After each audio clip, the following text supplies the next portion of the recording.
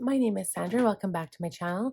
So today is another brush pen review, and I recently got these brush pens from Stationery Pals, and they are the Zig Clean Color Fiber Brush Pen. And each of these boxes has 12 colors in it. I have 4 boxes, so that means I've got 48 markers in total, and each of the packs are a different color. So I'm pretty sure this one is primary. This one is pastel. These are the dark colors. And then I've got either tropical colors or bright colors. I can't remember exactly what the names were, but they were tons of different colors. So what I want to do for you is kind of compare them to the real brush. The only real brush Zig Clean Color brush pen that I have is the actual blender, because I used some different real brush pens before, but we'll talk about how they compare with the pen itself, like the body, the cap, everything. And then the other marker I have by Zig Clean Color are these just regular markers. So one side is a 1.2 millimeter and the other side is a 0.5. So we'll talk about how all of these compare, but before we get into any of that, I want to just go ahead and do all of the color swatches for you guys so you can see what kind of colors we're working with here. Let's get into it.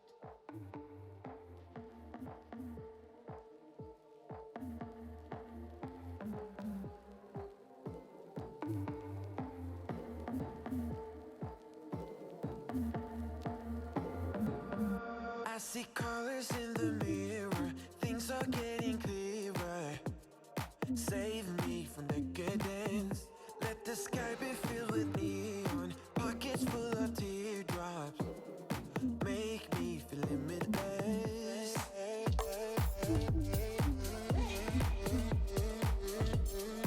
Make me feel limitless.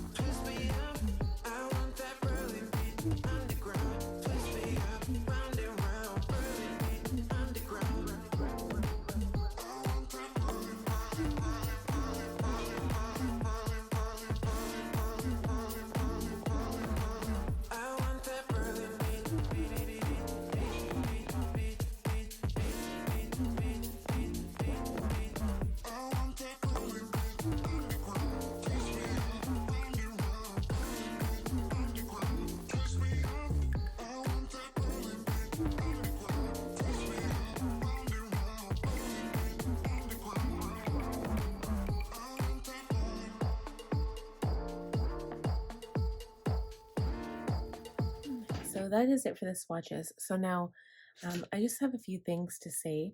So I'm going to compare all of these first. So these are the brush pens I just did. One of the packs came with a black, which is good, and then the other one came with a clear blender. And this is the Real Brush Zig Clean Color pen. So the difference in the pen size is actually quite a difference. So the Real Brush is quite a bit longer than the fiber brush, and it's actually thicker in diameter, or at least the cap is. And the cap has this interesting, kind of looks like a Zig Fudibiore instead of like the clean color. And yeah, that's kind of interesting. Then the other one I have to compare is just the clean color marker, and that just says Zig Clean Color F. And again, that one is about as tall as the Real Brush pen. And the bodies of each one, they're all gray, so there's not really much difference there. But when we're talking about the colors, first of all, they actually compare, like the colors coincide with the Zig Fudibiore colors. So I will link this video for you if I haven't already, but I did do an updated Zig Fudibiore color swatch because I had recently purchased some individual markers from Stationery Pal, and I've completed my collection of 48 markers. But it's interesting because the fiber brush pens, these guys here, do have different colors than what I have in the Fudibiore set, if that makes sense. Because I don't have any of these beautiful like pastel colors. So that was just kind of a comparison, but some of the colors do match and the numbers match as well. So when I'm looking at these pages, this of course is the pastels. This one is the bright pack. This is, I guess, the primary pack, if you would call it that, even though it's not quite primary because you have some different colors. And then this is the darker pack. And these colors are actually really pretty. So you do have quite a selection here. You've got 48 pens, so I guess minus the blender because that would be 47. So first of all, on a number of them, especially the pale colors, I did notice they were kind of drying out. I don't know if that is just because the ink was less intense, which could be. It's hard to tell if they were drying out or not, but they just kind of seem, I don't know, just a little bit more drier than the darker ones. And so the body of the pen, it's fine. I mean, it's no different than anything else we've talked about.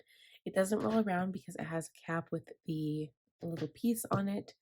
The cap clicks on, really satisfying, and it fits on the back, satisfying as well. So the brush itself it kind of looks like a mid-sized brush. It doesn't look like a huge, super long brush at all. But when you go to do a downstroke, you get about a mid to large width line. And the one thing that I can say is basically the whole half tip of the brush pen will move. The remaining part of the base will not move, but I can turn these pens exactly 90 degrees from like the pen perpendicular, which is crazy. So I think just for my little use, in order to get like a proper downstroke and upstroke combination, I had to turn my pen multiple times, and it isn't always consistent. So if you are trying to rush, you're not going to get those really nice thin upstrokes. For instance,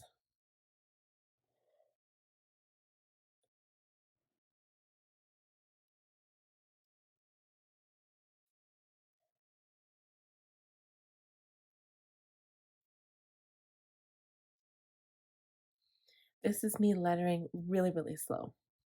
Now if I go at my normal pace,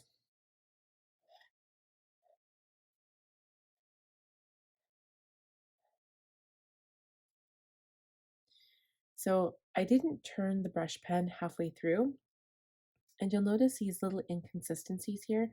So there's this little weird thing that happens at the bottom of the letters. It's like a drop, and then like, I don't know, and maybe it's just because I didn't flip the pen. And when you start to brush letter and you've brush lettered for a long time and you're practicing for a long time, you just normally like turn your pen anyway because it just becomes habit. And most brush pens, the longer you use them for, they are going to bend a little bit, and so you always want to constantly turn your pen. But also the downs or the bounce back kind of matters as well.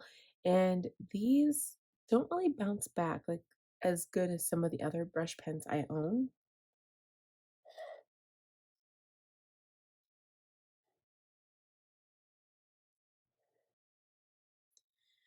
But the tip is definitely, I can already seeing it start to fray. So I think the best use out of these pens would be to strictly use them with the blender.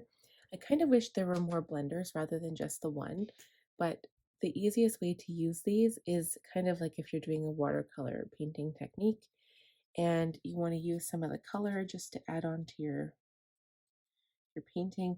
This pen paper is never very good for this because it soaks up so quickly.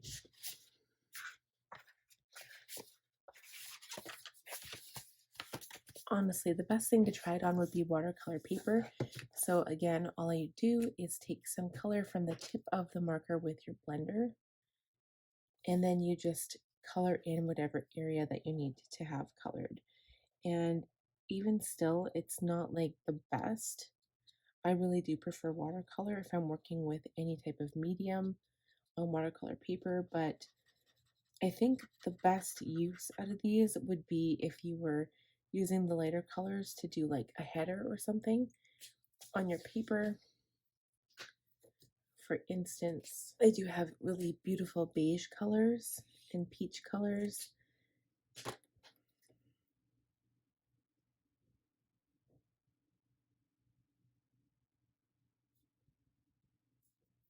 Going back to the colors, these I really do prefer like really bright dark colors for like brush lettering, and I really do like these colors. It's just kind of a shame because I was going quite fast and you can see that I wasn't consistent in a lot of the brush strokes, so a lot of the strokes were really large going up and they just weren't as easy to use as some of the other brush pens that I own. So some of the colors again, like they're really pretty, but I think out of this pack here, these have some really pretty colors that are still, they're bright, but they will look really good as a header if you want to just color a line in your bullet journal, for instance, and then write over it like I did on this page, like I did right here. But these pastels are really, really pretty. So here's a few of them. And then this is like the main pack of pastels. So those are just really, really pretty. But yeah, unfortunately, I don't really think they passed the brush pen like lettering test that I would do. It's a little sad because I thought that these would live up to their expectation as being, a product by Zig. I thought that they would be a bit better quality. So now I'm just going to use my blender again. I'm going to see how well they blend using pink and purple together.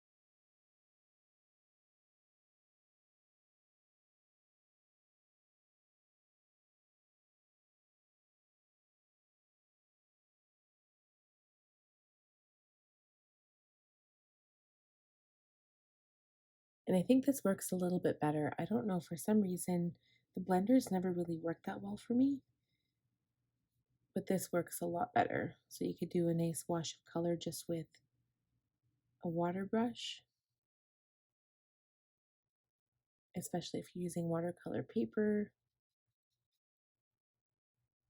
Unfortunately, I'd have to say that these don't really pass my brush lettering test, only because, I mean, I usually break it down and I compare it to the Tombos every single time. The Tombos are just so beautiful and they have lasted me for over like 3 years, and some of them, even the ones I use like consistently on a day-to-day basis, they still haven't worn down.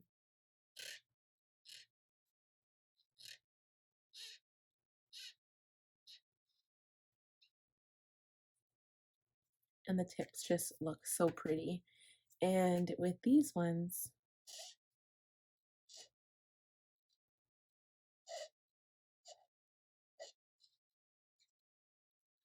it's just a little bit of a different type of look. And you can see right here that the bounce back isn't the best on these.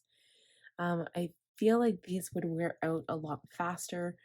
And I think honestly, if you were going to get any of the Zig clean color pens, I would definitely try to get the real brush because you don't have to worry about that being like if you're using the brush on actual watercolor paper, you don't need to worry about destroying the bristles because they are like a paintbrush. They're meant to work with watercolor paper.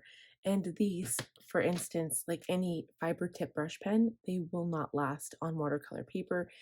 Even 160 GSM paper, you'll find that most of them have um, a deeper tooth, which just means the paper is a bit more rough than, say, like really smooth paper like the Rhodiorama or the Dingbats even. Dingbats paper is also really smooth. Unfortunately, I wouldn't use them for brush lettering as much. I would probably tend to reach for these more for using in my watercolor or for outlining like a highlighter type thing. But I just wanted to let you guys know what I thought of them, and let me know in the comments if you have tried these and if you like them. I did get them from Stationery Pal, so I'll link them down below in the description box. And let me know if you like this video. Please give it a big thumbs up. If you're new here, I would love if you would consider subscribing. And last but not least, as usual, click that bell button to be notified every time I upload a new video. And we'll talk to you guys in the next one. Bye.